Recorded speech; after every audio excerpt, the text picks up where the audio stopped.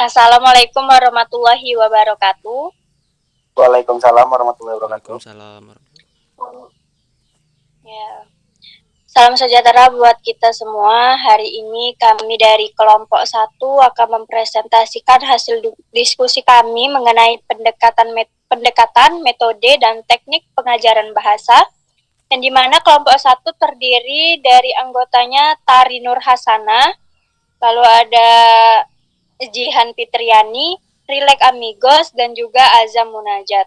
Langsung saja kita mulai presentasi kita pada hari ini yang dibacakan oleh saya sendiri. Yang pertama, kita mulai pada pendekatan struktural. Fokus pada bentuk dan pola bahasa, pembelajaran dilakukan secara bertahap dari bagian terkecil atau fonem hingga kalimat, dengan menggunakan metode deduktif atau aturan yang diberikan terlebih dahulu lalu diterapkan dalam sebuah latihan. Hal ini sering menggunakan latihan berulang. Contohnya, saat guru mengajarkan bahasa Inggris menggunakan metode grammar translation dengan menerjemahkan kalimat dari bahasa Inggris ke bahasa Indonesia dan sebaliknya. Guru menjelaskan aturan bahwa subjeksi diikuti oleh kata kerja dengan tambahan s dalam bentuk present tense. Yang kedua itu ada pendekatan struktural. Saya ulangi, ada pendekatan komunikatif. Bahasa dipelajari dalam konteks komunikasi. Interaksi menjadi aspek utama dalam pembelajaran. Kesalahan dalam berbicara dianggap sebagai bagian dari proses belajar.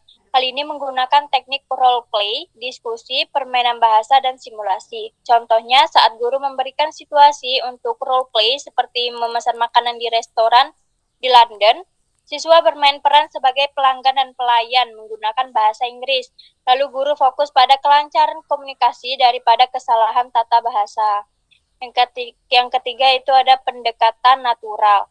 Fokus pada pemahaman sebelum produksi bahasa, tidak ada tekanan untuk berbicara sebelum siap, dengan menggunakan banyak input bahasa secara alami. Contohnya saat guru menggunakan metode Total Physical Response atau TPR, dengan memberikan instruksi dalam bahasa target dan siswa merespon dengan gerakan tanpa harus berbicara terlebih dahulu. Yang keempat itu ada pendekatan kontekstual. Bahasa diajarkan dalam konteks kehidupan sehari-hari, lalu siswa belajar melalui pengalaman langsung dengan menggunakan metode pembelajaran berbasis proyek. Ciri-ciri atau juga contoh di saat guru mengajak siswa ke pasar tradisional dan meminta mereka mewawancarai pedagang menggunakan bahasa target. Lalu siswa membuat laporan dan mempresentasikan hasilnya di kelas. Materi selanjutnya akan dibacakan oleh Jihan Fitriani. Baik, selanjutnya ada teori belajar nativisme. Chomsky menyatakan bahwa bahasa diperoleh secara ilmiah atau natural. Menurutnya, lingkungan tidak memengaruhi dalam proses kematangan pemerolehan bahasa. Kaum kognitivis berpendapat bahwa manusia sejak lahir telah memiliki bakat bawaan untuk belajar dalam diri manusia. Sejak lahir terdapat semacam kotak hitam atau black box yang berfungsi untuk menyerap informasi dan dibekali LAT atau Language Acquisition Epis atau alat pemerolehan bahasa.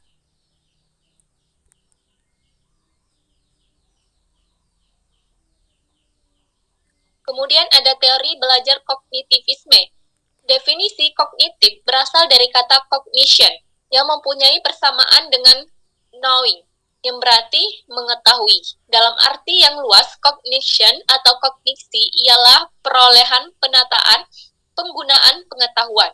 Pandangan teori belajar ini dikemukakan oleh David Ausubel pada tahun 1965 bahwa belajar sebagai proses penuh makna atau meaningful learning, yaitu mempertautkan kejadian dan informasi sudah ada dalam kognisi anak ditautkan dengan informasi baru untuk memperoleh pengetahuan baru yang lain. Menurut Pranowo tahun 2014, oleh sebab itu ada cara tersendiri untuk membentuk kebermaknaan dalam belajar anak. Kemudian ada teori belajar behaviorisme, yaitu behaviorisme merupakan aliran revolusioner, kuat, dan berpengaruh, serta memiliki sejarah yang cukup dalam. Kaum behavioris menganggap anak itu sebagai penerima pasif dari tekanan lingkungan.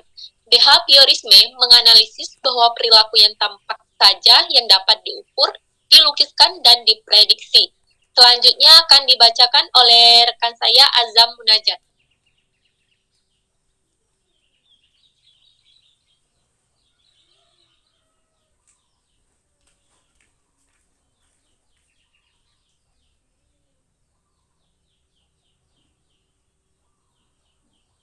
Maaf Azam, itu mic-nya belum dihidupkan.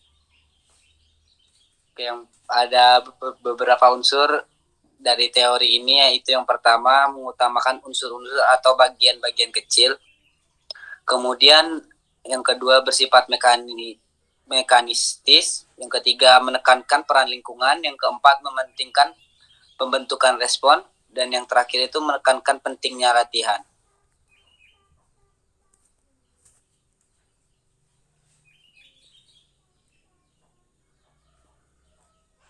Kemudian ada metode pengajaran, di mana the grammar translation method, di mana metode ini lahir pada dua metode, yaitu yang pertama the translation method dan the grammar method. Metode translation sering juga disebut metode tradisional. Ini tidak berarti bahwa metode ini yang paling tua. Istilah tradisional mungkin dipakai dalam arti bahwa metode ini merupakan pencerminan yang paling tepat dari cara bahasa Yunani kuno dan Latin diajarkan selama berabad-abad.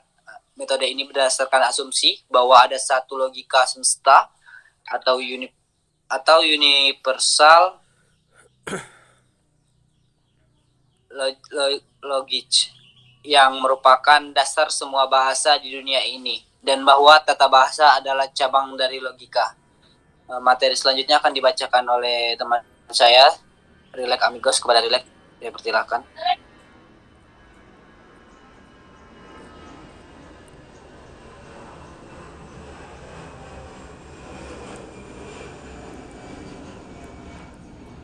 Oke, selanjutnya adalah The Audiolingual Method. Metode ini didasarkan pada prinsip-prinsip perilaku psikologi.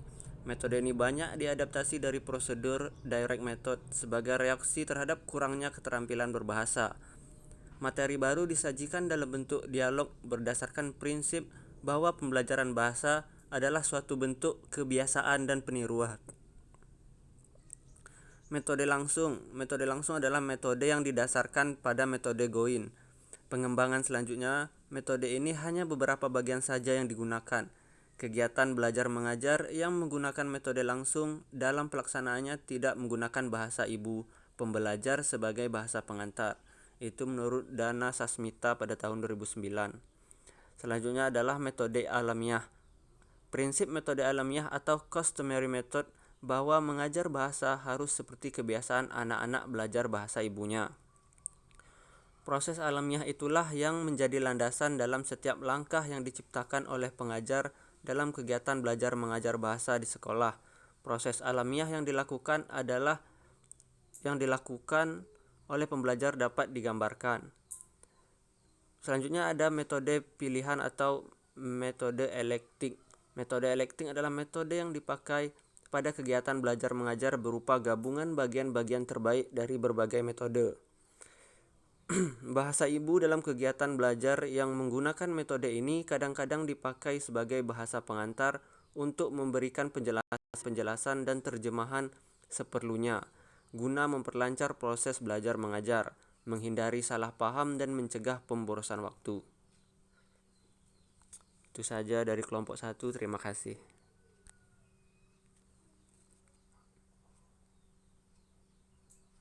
Sekian dari presentasi kita pada hari ini. Wassalamualaikum warahmatullahi wabarakatuh.